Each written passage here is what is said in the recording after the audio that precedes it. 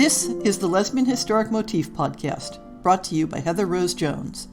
The show looks at lesbian and sapphic themes in history and literature, and historical fiction with queer female characters, including fantastic versions of the past. We present research, interviews, news of the field, book listings, and original historical fiction for your enjoyment. For even more historic research, check out our blog.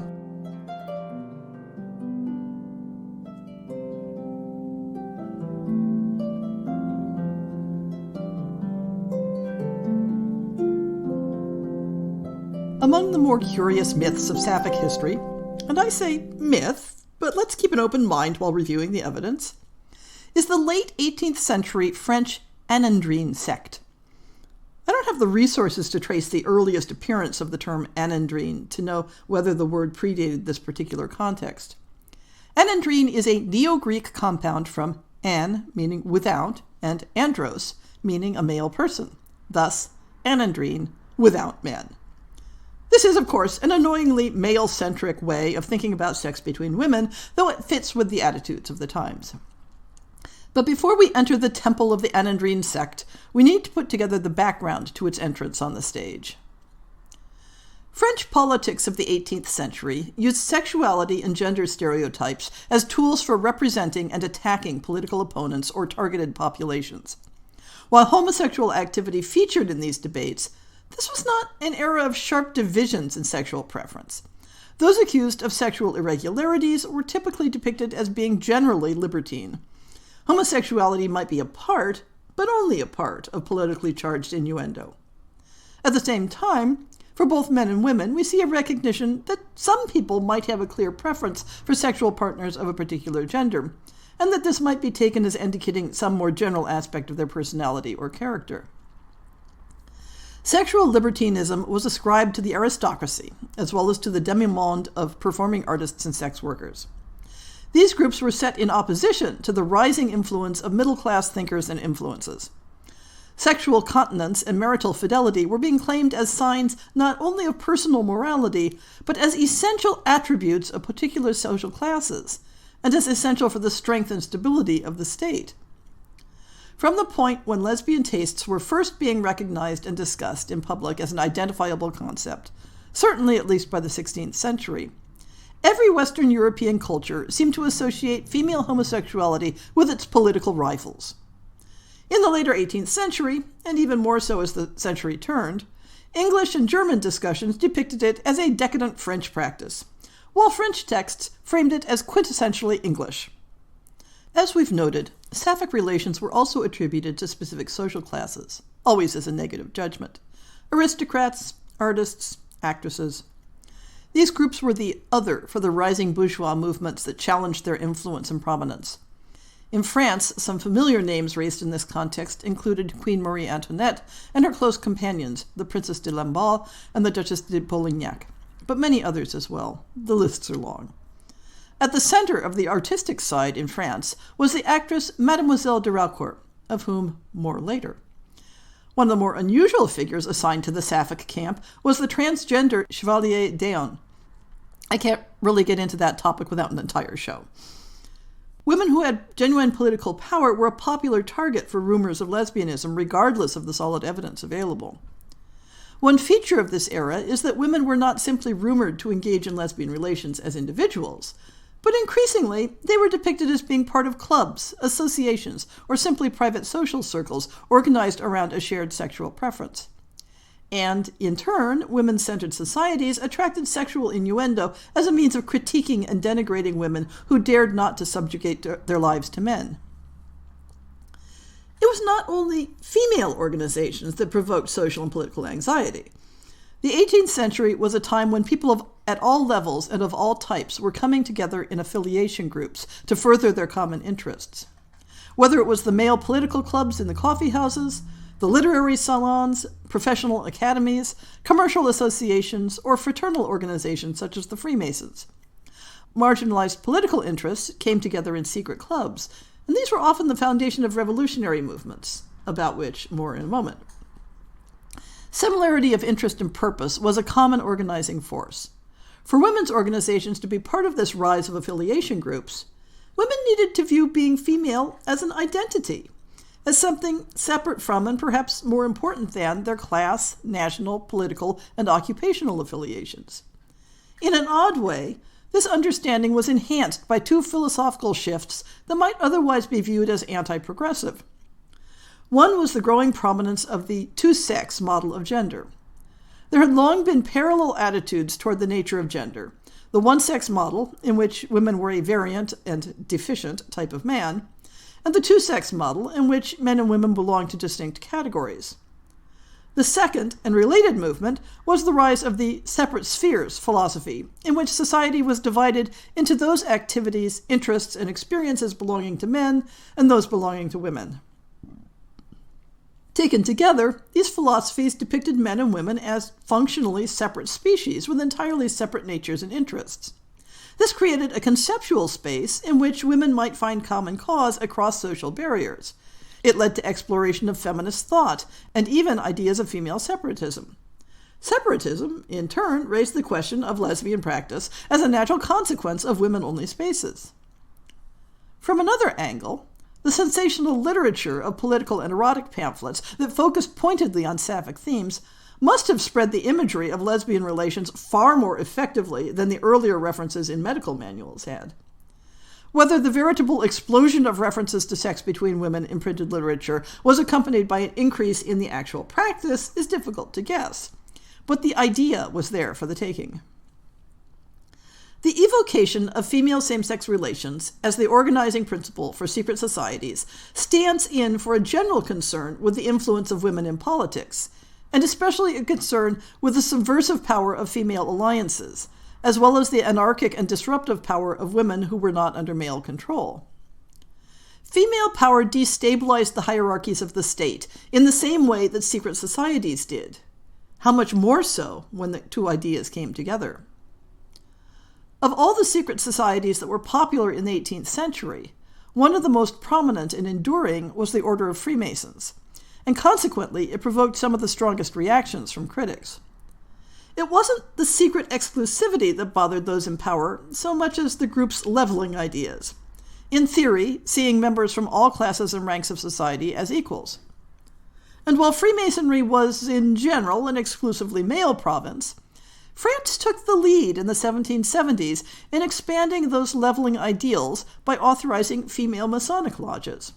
These lodges of adoption were not independent and sovereign from male authority, but some seem to have embraced sororal solidarity as a unifying principle. In some cases, these female lodges featured ceremonies and rhetoric that may be what is being satirized in descriptions of anandrine rites. One female Freemason lodge titled its leader the Queen of the Amazons. Though the actual female-centered social organizations never entirely excluded men, they raised the image of women forming self-authorizing communities independent of male authority. But before we move on to the Anandrine sect itself, we need an introduction to a key player, the actress Mademoiselle de Raucourt. Françoise Marie Antoinette Joseph Cicero, known by her stage name Françoise de Raucourt or Mademoiselle de Raucourt, followed the family trade of acting from an early age. By the early 1770s, she became famous playing roles with the Comédie Française, though her career was slightly disrupted by her profligate habits when she spent several years in prison for debt. She won the patronage of Queen Marie Antoinette in the late 70s, which was not entirely a benefit when the Revolution broke out. As a result of her royalist connections, she was absent from the stage until the early 90s, spending some of that time in prison, after which she regained official favor and continued a patchy stage career until her death in 1815. De Raucourt was notorious for her female lovers during the height of her popularity in the 1770s.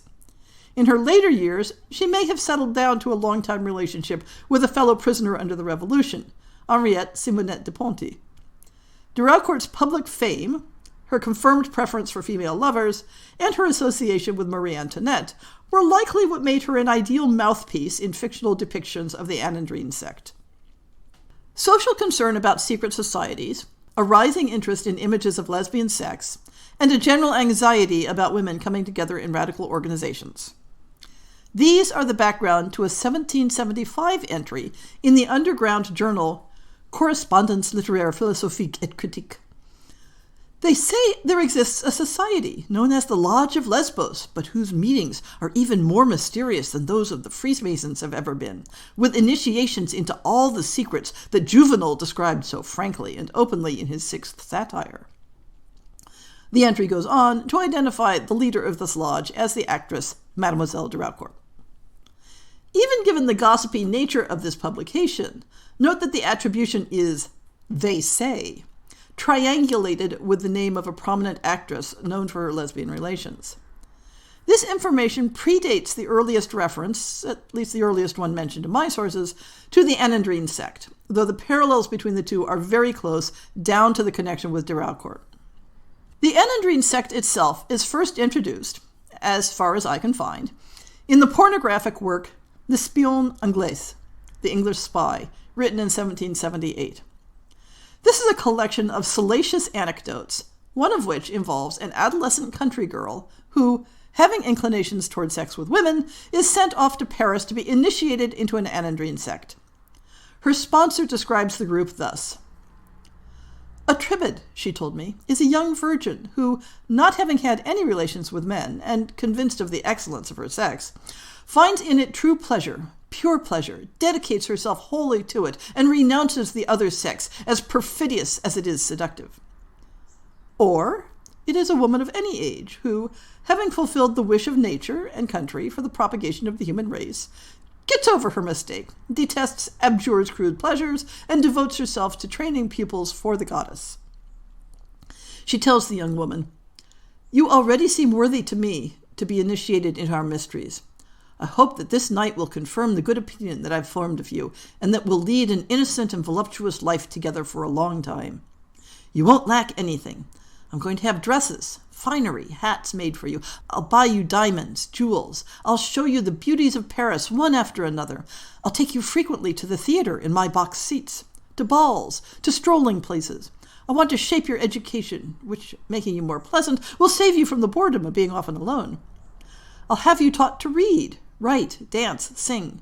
I have mistresses for all these subjects at my disposal. I have them for other subjects, as your tastes or your talents develop.' The young woman eagerly agrees, and we get a description of the initiation ceremony.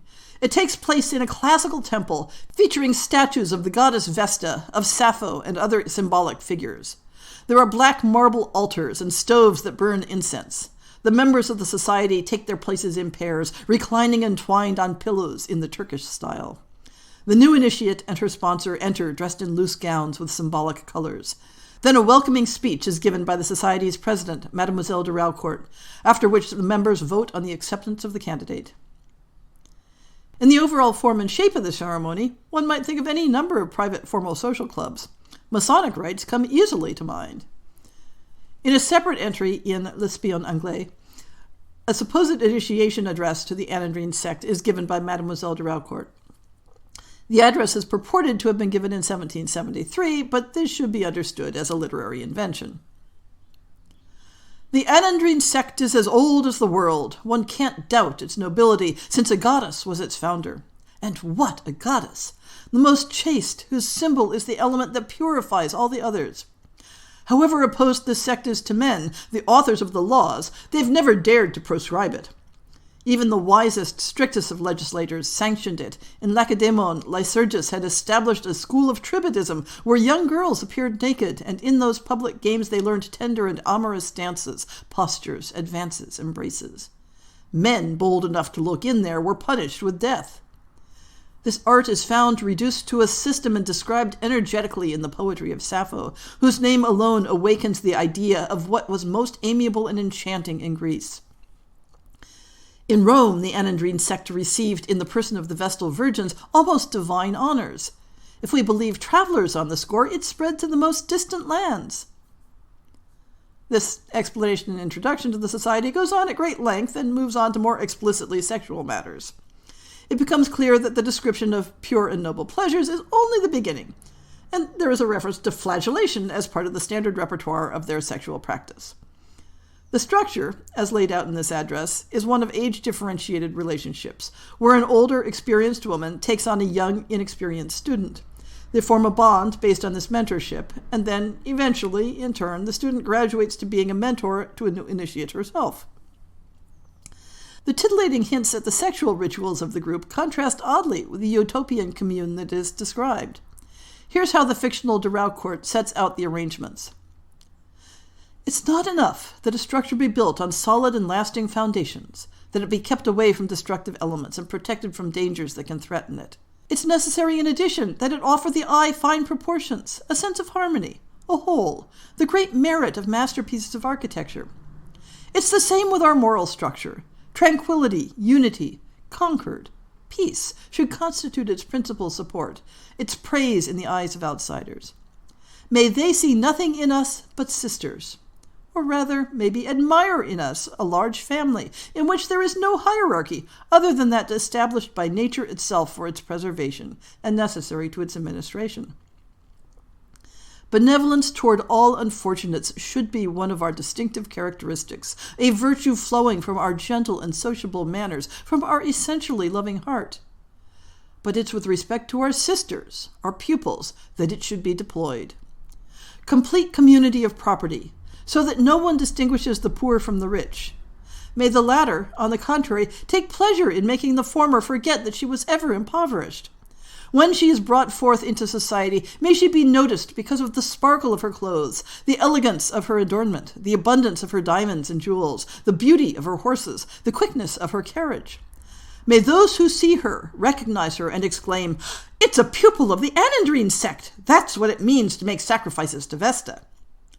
It's thus that you'll attract others, that you'll plant in the heart of others like you, who will admire you, the desire to enjoy your fate by imitating you. The description of the Anandrine sect in Lesbian Anglais is decidedly tame compared to the next significant representation of the group, which again sets up Mademoiselle de Raucourt as the leader of the group.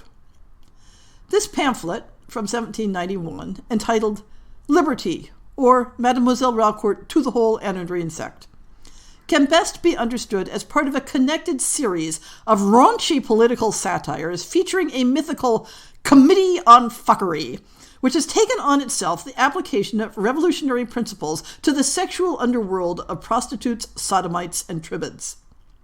The prostitutes have aligned themselves on the side of the revolutionary government and used seduction to gain the upper hand over their rivals, the buggers. The Anandrine pamphlet in the series takes up the story when de Raucourt is warned of the prostitutes' legal triumph over the buggers, and she goes to the Comédie Française to rally the tribid troops on the side of homosexual solidarity. Well, one purpose of the pamphlet series may have been to satirize the over-the-top polemical language of the genre. Another purpose may have been simply the joy of seeing how many times one can say fuck in a paragraph. I won't be quoting from this particular text, not so much out of prudishness, but frankly, because it's tedious and boring. A translation of the entire text can be found in Merrick and Rodgan's Homosexuality in Early Modern France, listed in the show notes. You might find it useful for research purposes regarding types of sex acts that the writer envisioned women engaging in with each other. The Anandrine sect of this post-revolutionary pamphlet is a foul-mouthed, working-class, sex-obsessed rabble compared to the pre-revolutionary Anandrine sect of Lesbian Anglais, with its formal, classically inspired rites and emphasis on sensual pleasures. But in both cases, they represent a dangerous, uncontrolled female sexuality that is disruptive by its very existence, while at the same time being controlled and managed by being presented and filtered through a male pornographic gaze. There is not a direct connection between the Anandrine sect and Queen Marie Antoinette, but many of the same themes are present. She is worth discussing here for those parallels. The hostility toward Queen Marie Antoinette in France focused around a number of themes. She was foreign, she was financially profligate, and she was sexually licentious with both men and women. Given the king's sexual issues, there might have been a certain amount of understanding offered for her looking for satisfaction, and for a means of getting pregnant, elsewhere. But a common satirical image of the queen settled on depicting her as preferring sexual relations with her female favorites, and viewing this as a symptom of her general character. If we were looking for solid historical evidence for Marie Antoinette's actual sex life and sexual inclinations, we'd probably be left with the same sorts of vaguely suggestive data that we have for figures like Queen Christina of Sweden or Queen Anne of England. But when our topic is how her political enemies depicted her, the documentary evidence is solid, unambiguous, and explicit. An anonymous pamphlet published in 1793 titled The Private, Libertine, and Scandalous Life of Marie Antoinette consists largely of a chronological catalogue of all the women and men she was claimed to have engaged in sexual relations with, starting with her sisters at age 10 and continuing through most of her closest friends and supporters in the court, including the Duchess de Polignac and the Princess de Lamballe. The language is not as coarse as that of the Anne Dream pamphlet. The Duchess was very pleasing in amorous diversions. The spirited and lustful Guémené was secure for a long time. There were continual tete-a-tetes. The sessions lasted for more than 2 hours. Antoinette's eyes sparkled with the most passionate fire. The two women gave each other the lewdest caresses in public.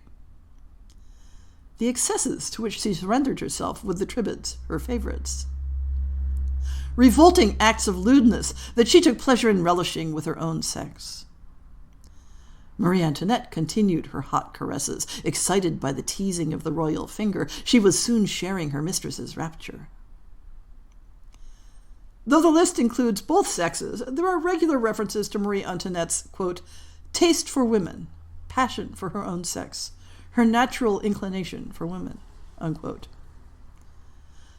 Adultery was not the only point of the accusations.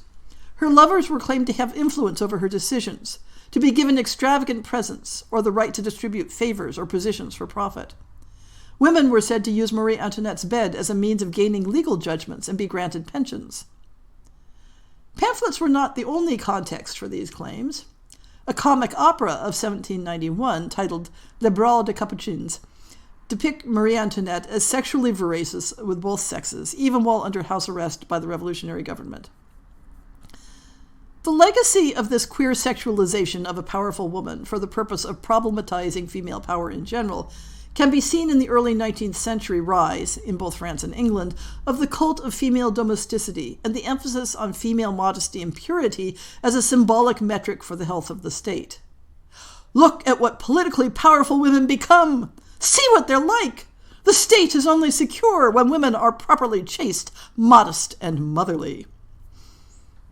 The use of realistic literary conventions in depictions of the Anandrine sect, and the incorporation into those depictions of real women known to have sapphic inclinations, meant that the Anandrine sect, as presented in Lesbian Anglais, was taken as factual by contemporary people, and was referenced by later writers as being an actual phenomenon. The term Anandrine, as a synonym for Tribbid, appears in the 1789 novel La Curieuse Impertinente, where a convent is depicted as a branch of the Anandrine organization. In another 1789 novel, Les Chevaliers Errants ou Les Deux Sœurs Femelles, The Female Knights Errant or The Two Twin Girls, although the word Anandrine is not used, a close double of the Anandrine initiation ceremony from Lesbian Anglais is depicted. This leaves us with the question, was the Anandrine sect real? Was there an actual secret society of sapphic women in the 1770s in France that initiated young women with orgiastic rituals in a classical temple? For me, the strongest argument against these being depictions of reality are the nature of the texts in which the sect is depicted. Lesbian Anglais is very overtly pornography. The motif of a young woman confessing her journey into a sexual underworld was common and understood as a literary technique. All references to an Anandrine sect by that name trace back to that one source, though it, in turn, may have been inspired by the slightly earlier description of the Lodge of Lesbos. I've run across one modern historian who seems to take the references to the Anandrine sect at face value, but the majority opinion is that it was entirely fictitious. But we can ask a different question as well. Is the description of the Anandrine sect plausible? There was definitely a tradition of secret societies in France in the 1770s, and groups such as the Freemasons did engage in formal initiation rituals using classical symbolism and imagery. There were certainly loose networks of women with sapphic interests who supported each other in finding partners. So if someone were to use a similar motif in a fictional setting, I wouldn't consider it a deal breaker.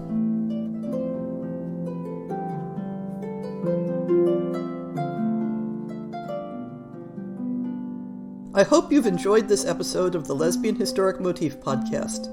See the show notes for links to people and topics. Most shows will have a transcript linked as well. If you have a book announcement, a topic suggestion, or might like to appear on the show, please drop me an email. If you enjoyed this podcast, please rate it and subscribe on your favorite podcast app, and consider supporting our Patreon.